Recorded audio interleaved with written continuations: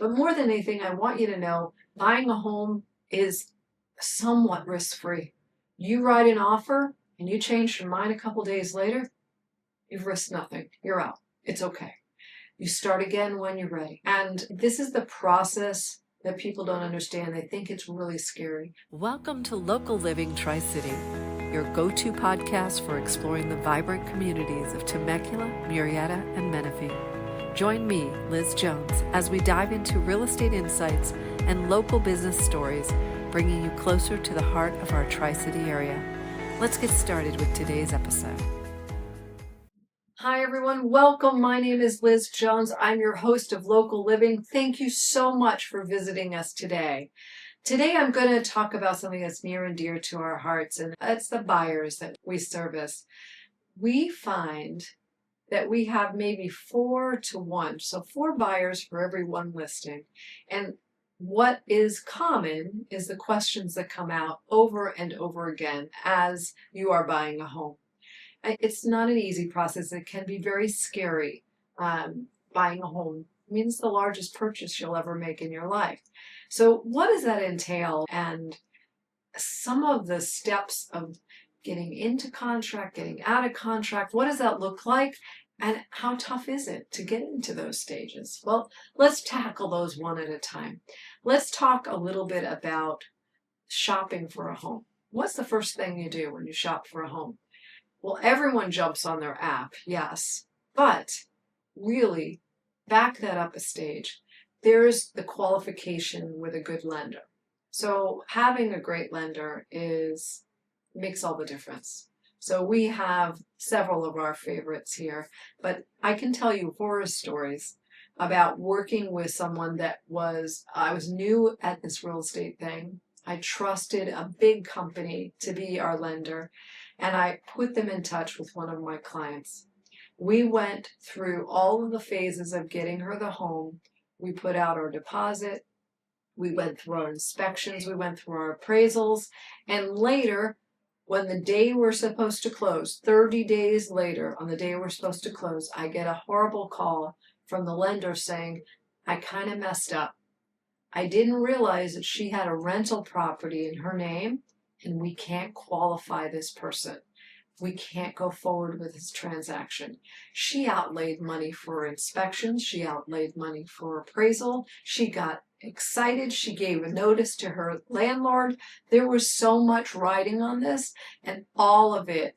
So if you need someone, a great resource, come to us. We have those resources. So what they're going to do is they're going to ask you for, first of all, your income sources. So whether or not that's a regular job or if you are self-employed, they're going to ask you to support your income. They're going to also look at your expenses. What are the expenses that you carry every month?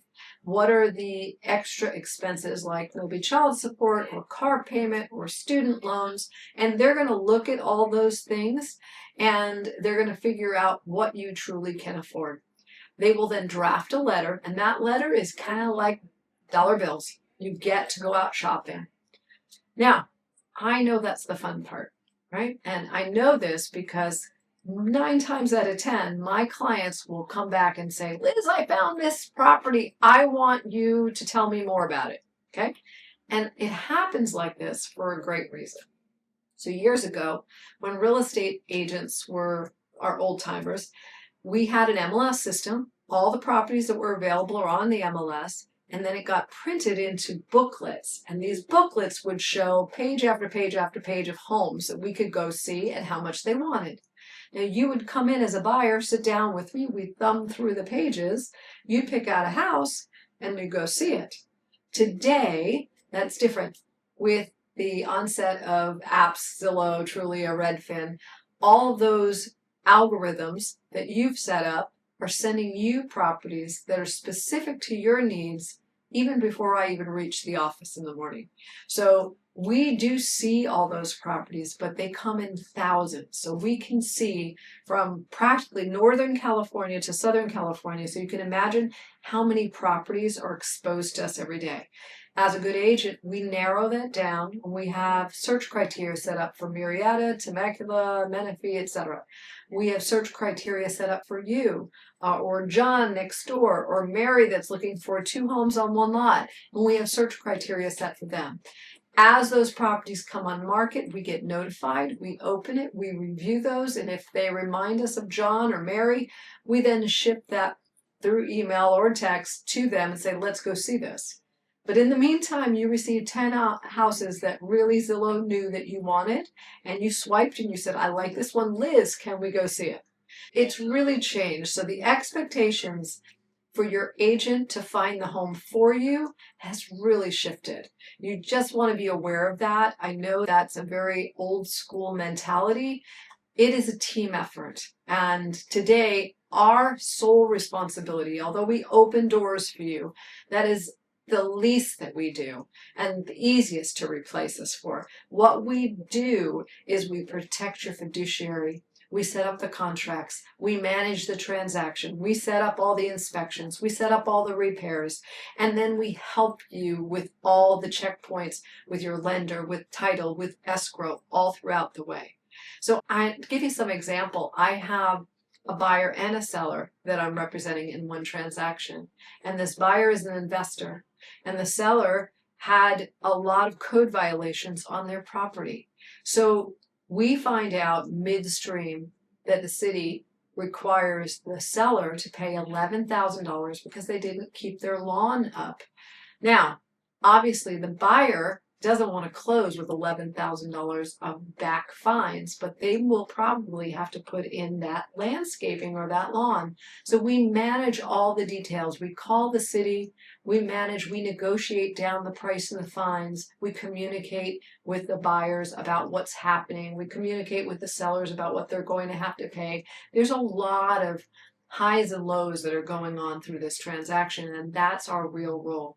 When it comes to our contracts right now, our average contract for listing is, for a buyer's transaction is about 28 pages right now, and they're different parts and pieces. So within that contract, we have to stipulate things like whether or not you'll be receiving closing costs from the seller, whether or not the seller will be paying for your agent commissions, how much money do you plan to put down in escrow, what kind of financing will you be using, do you want a termite inspection, and do you want a termite clearance or just an inspection? Who's going to pay for the HOA transfer fees? Is there solar? Who pays for that? How much is that? All of these minor details that purchasing a house must be set in stone early on into this contract. Once it is agreed upon by all parties, it does not change. It moves, it shakes, but it does not change. So it's important. If you want the washer, dryer, and refrigerator, we negotiate that up front. If you don't want the washer, dryer, refrigerator, we negotiate that up front. And so these are the roles of your agent right going in. So let's pretend that you have a house that you found. And you've called your agent, you saw it, and you're just on the fence. You just don't know whether or not it's a good idea, or you don't necessarily agree with the price they want. I like it, but I only like it at this price, and they want this price. So your agent's there to guide you. And she's going to use a lot of tools that she has at her disposal to find out whether or not it's a great price. If it's been sitting on the market for a very long time, clearly, with no offers in hand, it's okay to negotiate. If for some reason it's opening weekend and you see a stream of people coming or going, or they already have offers in hand, there's just no sense in drafting an offer below asking. So there's a lot of things that we share of our wisdom and our understanding. And once we formulate an offer, we write it with your approval, you sign it, and at the same time, we go back to the listing agent and we are negotiating and fighting for you to get that house over anybody else. So let's pretend that you now are in contract. What happens next? How long do you have before you lose your deposit if you want to back out? That's a great question. I get asked it all the time. So writing an offer is nothing more than saying, I intend to purchase this property, right? You don't really have the obligation to go forward until you reach a certain point in that contract. And that's one of those many questions that we answer inside.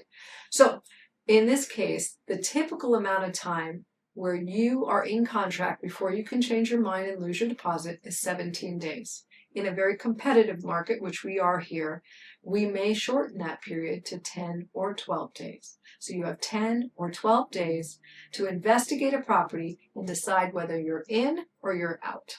So in order to take it off the market from everyone else seeing, they require an earnest deposit. That's a small percentage. It's between 1 and 3% of the purchase price. You take that earnest deposit and you place it into the bank, or I should say, into escrow holding. We wire it from our funds to escrow, where it's being held for our behalf. And it stays there until the close of escrow, and it is applied towards your total down payment. Or if you decide to cancel, it is returned to you if it's done before a certain time. So we then schedule, as your agents, we schedule your home inspection, we help with the lender to schedule your appraisal, and we push our sellers to order their termite inspections and sometimes their termite clearance. If there's a well on the property, if there's septic on the property, those inspections will be set up too. Let's say we go through an inspection and we find something's not right, AC or the roof.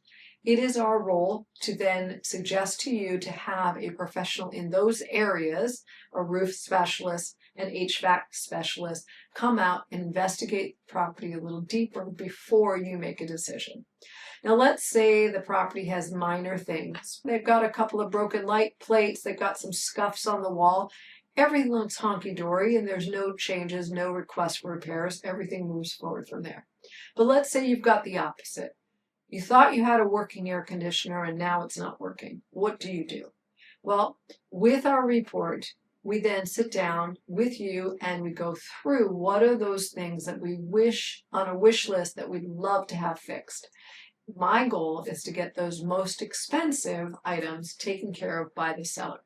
Now, it's not always the case. When we wrote our contract, all the contracts have stipulation that it is sold as is. However, the state of California allows us to negotiate back and forth, change our mind, get out of the contract if we don't like something. In this case, we use that as leverage to request repairs. So we will then create a list, formulate it, send it back to the listing agent and said, my buyer would like to have all these repairs, please. Now, they freak out when they see a 30-item list. They're not going to give you every single item on that list. They're probably going to cherry pick what they really want to do. Or they might say, fine and good, I don't want to make any repairs. Here's an extra $5,000 of credit. That's really a $5,000 reduction of price. If your parties agree, then we move to the next phase. We release our contingency on inspection.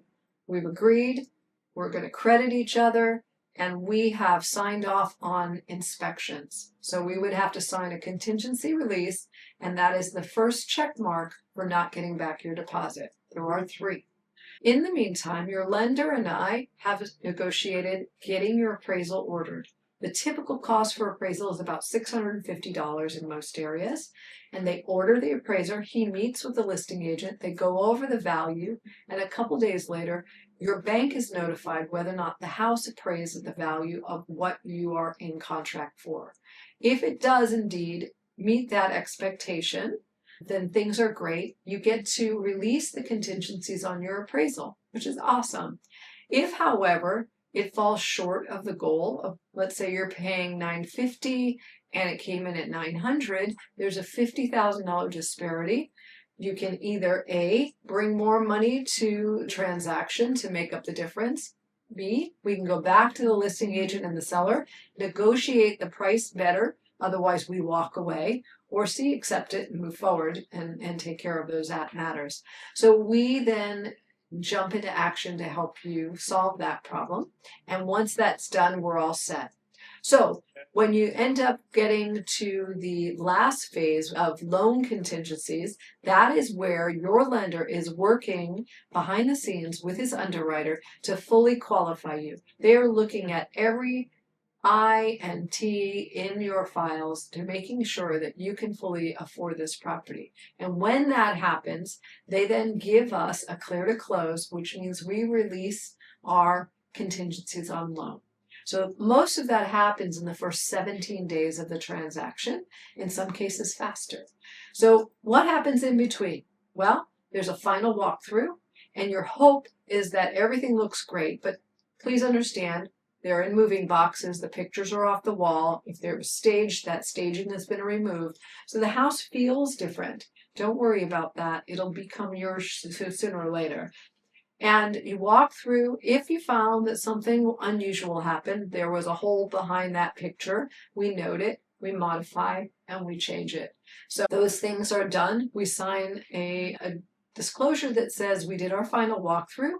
The lender will provide all this documentation that you sign to escrow. It's basically your loan, and you're signing it usually in front of a notary, and within a day or so, all the funds are sent from the lender to escrow. In the meantime, if you owed any extra money, your funds are being wired to escrow, and everything is in line for what we call recording. So with the county, we record a new ownership, and they then report back to us usually a few hours later that the home has closed. It is now yours to own, and you get your keys at 5 p.m. and you live happily ever after. So there's a lot of neat things to learn about buying a home. It isn't really that scary, but there is a lot of detail. And I know that traditionally agents were the people that opened doors for you, rah, rah, but that is not what we do. That is a component of what we do. In fact, it's the easiest part of what we do. What we do is manage the transaction. We have complications that come up. We have funds that fall short. We may have to change lenders in the middle of our transaction. We may have a problem with the house that needs to be resolved. There's all of these details, and that's what your agent's doing behind the scenes. While it appears to be quiet, they're working out the complications so that it doesn't stress you. So let me share with you before I close out, if you're going to buy a home, you need a great lender. Someone who's reliable, professional, and who's somebody that you got recommended to you, because I've had some cases where I've had 30 days, the wrong person was running that transaction from a lender standpoint. We got to closing and that poor person lost that house. So you need a great lender. You need an awesome title representative. So the title is very, very important. They're doing a title search. They're making sure there's no concerns with the title on that property. You need a great escrow. The team that's in escrow can make or break the transaction. If you are pulling every detail, if your agent is pulling every detail out of them, they're not communicative.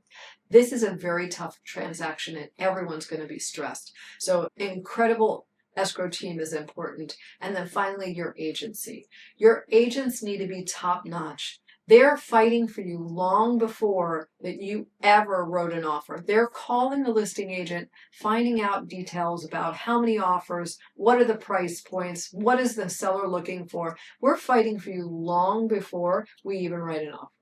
And then after we get that into the hands of the listing agent, that offer, we're fighting for you to be chosen over someone else. There's a lot of things at stake. The reputation of your agent is very important in this community. So we all know each other. We know when a deal is going to go through. We know that we would not be involved with someone who was not fully qualified. And so it's really important to align yourself with the right resources. But more than anything, I want you to know buying a home is somewhat risk-free. You write an offer and you change your mind a couple days later, you've risked nothing. You're out. It's okay. You start again when you're ready. And this is the process that people don't understand. They think it's really scary. The scariest thing is getting pre-qualified. Let me tell you. I'm encouraging everyone out there, if you've been considering buying a home this year, please, please talk to one of the people on our team. Look at some of these videos. It'll help you with the buying experience. I hope you subscribe to this channel. We would love to help you as a resource. Just reach out to us. I'm Liz with Local Living. Until the next time, take care. Thank you for listening to Local Living Tri-City. Stay tuned for more insights and stories from Temecula, Murrieta, Menifee, and surrounding areas. Be sure to subscribe, leave a review, and share this episode with a friend that is passionate about the Tri-City area as you are. Goodbye for now. and we'll see you next episode.